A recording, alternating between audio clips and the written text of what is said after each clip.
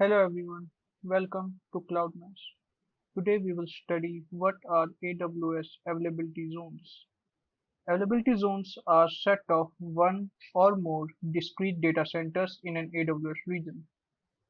Suppose you have a AWS region and this region can comprise of a set of countries or a single big country, and you have three availability zones in that particular region. Like availability zone 1 will have these particular data centers, availability zone 2 have these particular data centers, availability zone 3 have these particular data centers.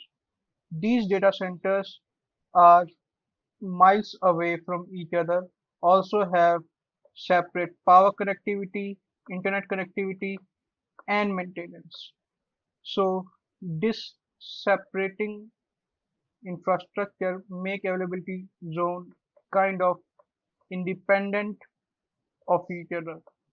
Like when one availability zone failed to serve a request, the request can be served by the rest two availability zones. Like for an example, we can consider a game application.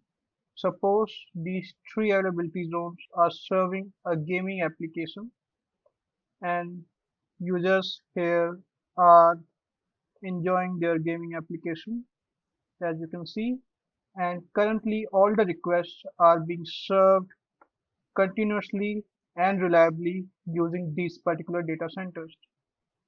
But suppose if one of data center goes into an error, or not an error in a developer term, in real life terms goes into a failure, something like this here. So here you can see one of data center have fire in that, and due to that fire all the CPU cards and the infrastructure is destroyed. So what will happen if suppose we don't have these particular data center 2 and only this one particular availability zone? Users will have a big problem. Like you can see this guy here, they will be keep on waiting and waiting and waiting, but still no game for their weekend. So that's pretty bad, right? So to solve this problem, we will keep more than one availability zone in an application. Like whenever you launch EC2 instances in auto scaling groups, these instances are launched in a multi-availability zone configuration. Also, RDS instances are launched in multi-availability zone configuration, because if one availability zone infra goes down, the request can be served by the rest of the two availability zones, and the users can enjoy their content reliably.